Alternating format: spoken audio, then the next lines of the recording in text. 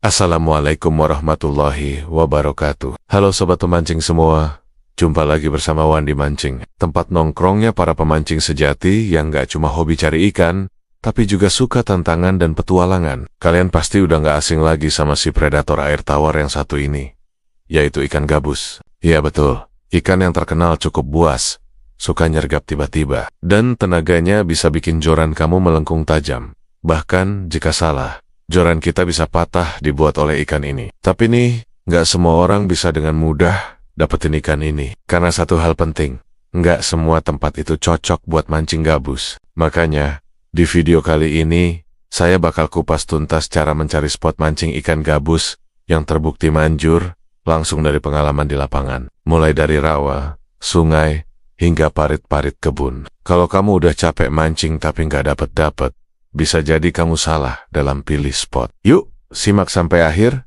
dan pastikan kamu praktek langsung setelah selesai nonton video ini. Pertama, kenali habitat alam ikan gabus. Sebelum kita melanjutkan membahas cara mencari spot ikan gabus, sebaiknya kita harus kenal dulu karakter ikan gabus ini. Ikan gabus itu suka air tenang atau berarus pelan. Biasanya hidup di rawa, danau kecil, sawah tergenang, parit, bahkan selokan. Suka sembunyi di balik rumput, inseng gondok, atau tumpukan kayu di air. Yang cukup menarik, ikan gabus ini bisa hidup di air yang cukup keruh dan kadar oksigen yang sangat rendah, jadi kadang ada di tempat yang gak disangka-sangka. Dari sinilah kita bisa belajar, semakin alami dan tertutup sebuah perairan, maka semakin besar kemungkinan ada ikan gabus bersembunyi di dalamnya. Kedua, perhatikan tanda-tanda kehadiran ikan gabus di spot.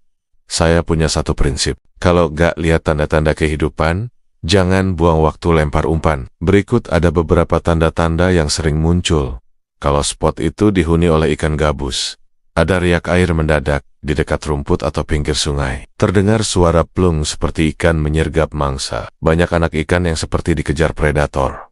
Ada buih-buih kecil naik ke permukaan. Biasanya, kalau kamu diam sekitar 5-10 menit di spot mancing, tanda-tanda ini bakal muncul. Ikan gabus termasuk ikan yang teritorial dan gak segan menunjukkan dominasinya, terutama saat pagi dan sore hari. Ketiga waktu terbaik untuk survei spot ikan gabus. Waktu juga memengaruhi efektivitas pencarian spot mancing ikan gabus. Saya pribadi paling suka survei spot di pagi hari, jam 6 sampai 8 dan sore hari, jam 16 sampai ke 18. Kenapa harus jam segitu? Karena saat inilah ikan gabus cukup aktif untuk berburu mangsa di permukaan. Kalau kamu lihat permukaan air kayak meledak atau ada anak ikan lari-lari, tandanya ikan gabus sedang aktif memburu mangsa. Keempat, ciri spot potensial yang sering dihuni ikan gabus. Airnya tenang, tidak terlalu dalam banyak rerumputan atau tumbuhan air seperti eceng gondok, genjer, atau kiambang. Ada bayangan dari pohon rindang di sekitar sedikit berlumpur, tapi tidak terlalu hitam. Pekat sering terlihat binatang kecil seperti capung, katak, atau belalang di sekitar air. Kentak, rawa kecil yang jarang dijamah orang, parit sawah dengan aliran lambat, sungai kecil pinggiran desa, kolam mati, atau genangan air hujan yang tidak mengalir. Saya pernah strike gabus babaun di bekas galian tanah merah yang tergenang hujan selama seminggu. Awalnya dianggap cuma kubangan saja, tapi ternyata isinya ikan semua, termasuk ikan gabus yang beratnya di atas setengah kilo. Kelima, pakai umpan yang sesuai spot. Spot ikan gabus yang alami biasanya tidak membutuhkan umpan yang ribet. Beberapa umpan favorit saya untuk spot liar ikan gabus adalah umpan katak kecil hidup, ampuh banget di spot rawa atau pinggir sawah.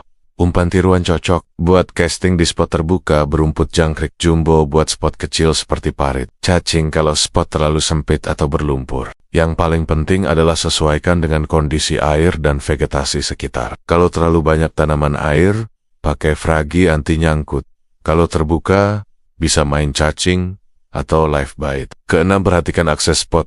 Jangan sampai niat tapi gak bisa masuk. Ini sering banget kejadian. Spotnya bagus, banyak tanda-tanda gabus, tapi aksesnya sangat susah untuk dilalui. Jalan becek, semak belukar tinggi, atau harus nyebrang sawah. Tips dari saya: bawa celana booth dan pisau kecil buat buka jalur. Gunakan aplikasi GPS atau Google Maps buat cari jalan masuk. Tanya warga sekitar, mereka sering tahu spot rahasia yang gak muncul di peta.